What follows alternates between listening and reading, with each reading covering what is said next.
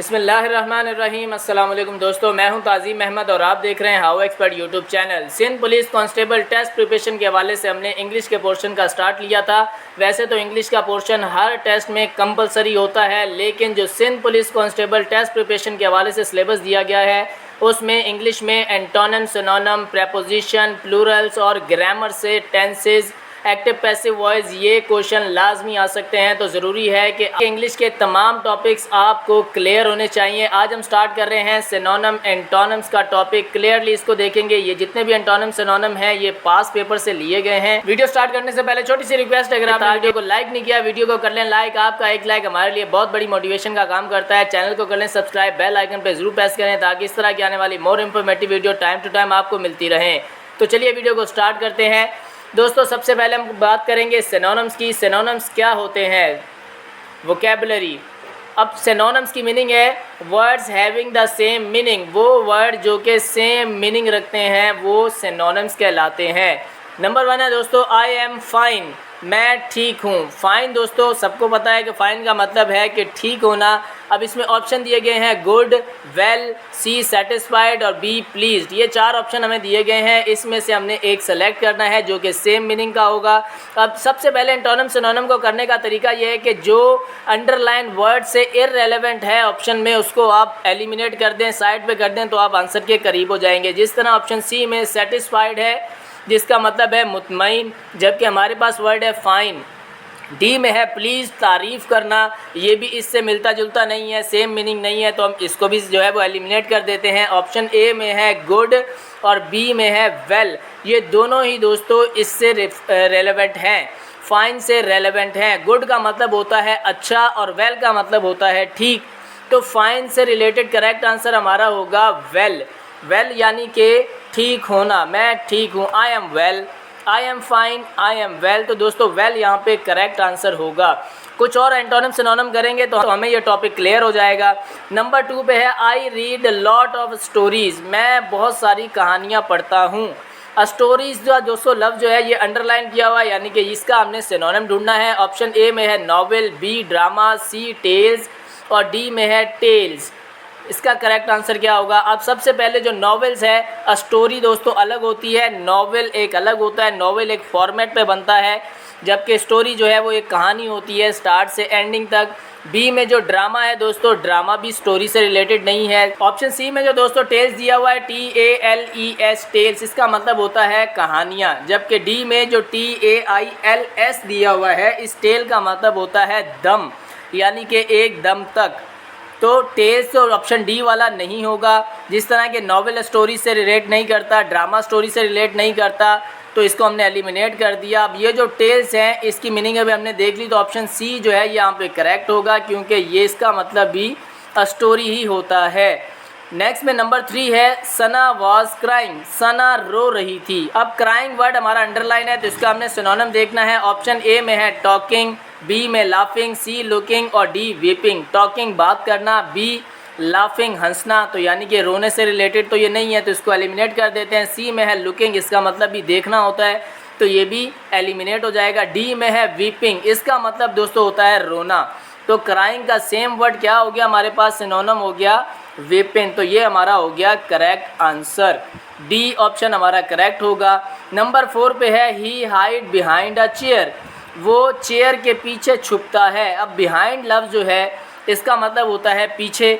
अब behind letter हमारा यहाँ पे अंडरलाइन है तो इसका हमने सिनोनिम देखना है। ऑप्शन में है A back off, B under, C below और डी इनसाइड। सबसे पहले हमने क्या करना है? ऑप्शन को एलिमिनेट करना है। ऑप्शन ए में है बैक ऑफ यानी कि पीछे होना, तो ये सिमिलर है इससे, लेकिन बाकी ऑप्शन को भी देखना है। बी में है अंडर, किसी के अंडर काम करना। सी में है बिलो, ये भी दोस्तों डाउन में आता है। डी में है इनसाइड यानी किसी ऑब्जेक्ट के अंदर कोई चीज़ होना, तो ये भी इनसाइड नहीं है। बिहाइंड का लफ्ज़ हमने देखना है तो इसका करेक्ट आंसर होगा ए बैक ऑफ। ये हमारा करेक्ट आंसर होगा बैक ऑफ यानी कि पीछे होना। बिहाइंड ही हमें इसका सिमिलर मीनिंग देखना था। नंबर 5 है दोस्तों the cow is running across the field. अब जो काउ है एक गाय है वो मैदान में दौड़ रही है, रनिंग कर रही है। Option A playground, B an area of agriculture land, C an area of study और डी ग्राउंड। अब दोस्तों, अब जैसा कि फील्ड दिया हुआ है इसका हमने सिनोनिम देखना है, तो ज़रूरी नहीं है कि अगर गांव की बात हो रही है तो वो गांव देहात में ही होगा, तो हम एग्रीकल्चर को अक्सर स्टूडेंट जो है वो करेक्ट कर देते हैं।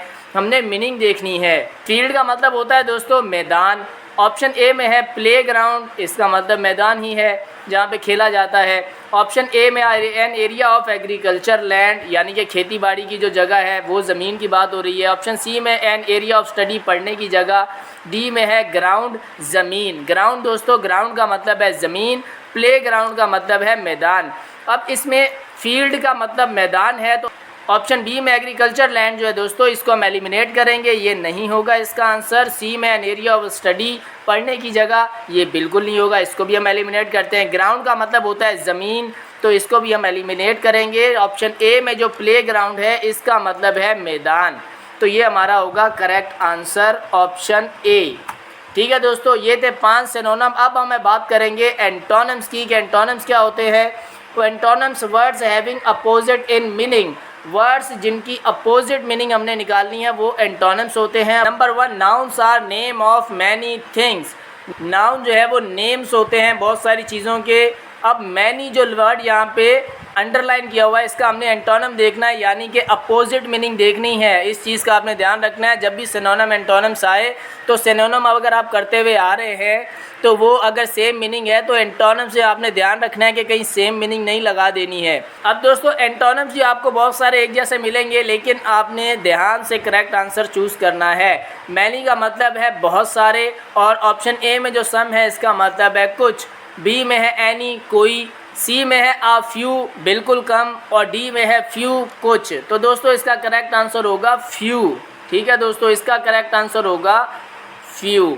नेक्स्ट पे चलते हैं। नंबर 2 है हमारे पास, they are called proper noun, इन्हें प्रॉपर नाउन कहा जाता है। नंबर 2 में हमारे पास अंडरलाइन वर्ड है प्रॉपर, इसका हमने एंटोनिम देखना है। Option A common, B abstract, C collective और डी मटीरियल। अब प्रॉपर दोस्तों मतलब होता है स्पेसिफिक, किसी खास चीज़ का नाम, और कॉमन होता है किसी आम चीज़ का नाम, नॉन स्पेसिफिक थिंग। तो हमें ऑप्शन ए में मिल गया हमारा करेक्ट आंसर कॉमन, यानी कि प्रॉपर कोई स्पेसिफिक खास चीज़ और कॉमन कोई आम चीज़। नंबर 3 में है proper noun begin with capital letters. Proper noun जो है कैपिटल लेटर से स्टार्ट होते हैं। कैपिटल लेटर, कैपिटल वर्ड जो है हमारे पास, ये यहाँ पे हमारा एंटोनिम हमने इसका देखना है, यानी कि उलट देखना है। Option A bold, B small, C fine, D straight. अब कैपिटल का एंटोनिम क्या होगा, अपोजिट क्या होगा, कैपिटल स्मॉल, स्मॉल कैपिटल। तो बी ऑप्शन हमारा जो है वो करेक्ट होगा, ये हमारा करेक्ट हो गया, capital small, small capital. Number 4 पे चलते हैं। Names are a large number of common things. अब इसमें जो अंडरलाइन वर्ड लार्ज है इसका हमने एंटोनिम देखना है, लार्ज यानी कि बड़ा। अब लार्ज का हमारे पास क्या होगा, option A short, B small, C little और डी एनी। लार्ज का अपोजिट स्मॉल, स्मॉल का अपोजिट लार्ज। ये दोस्तों ऑप्शन ए में जो शॉर्ट है ये लॉन्ग का एंटोनिम है, जबकि बी में जो स्मॉल है ये लार्ज का एंटोनिम है। तो करेक्ट आंसर हमारा हो गया इसमें ऑप्शन बी स्मॉल। स्मॉल हमारा इसमें करेक्ट आंसर होगा, लार्ज स्मॉल। नेक्स्ट पे चलते हैं। नंबर 5 है some words are written in their short forms.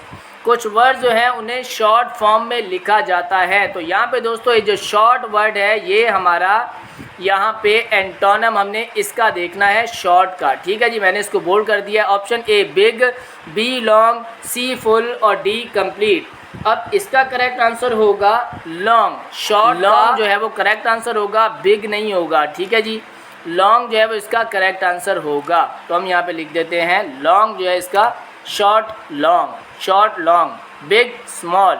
ये थी आज की वीडियो। उम्मीद करते हैं आज की वीडियो आपको इन्फॉर्मेटिव लगी होगी। वीडियो अच्छी लगी हो तो वीडियो को कर लें लाइक, चैनल को कर लें सब्सक्राइब, बेल आइकन पे जरूर प्रेस करें ताकि इस तरह के आने वाले मोर इंग्लिश के topic Sindh police constable test preparation के हवाले से आपको टाइम टू टाइम मिलते रहें।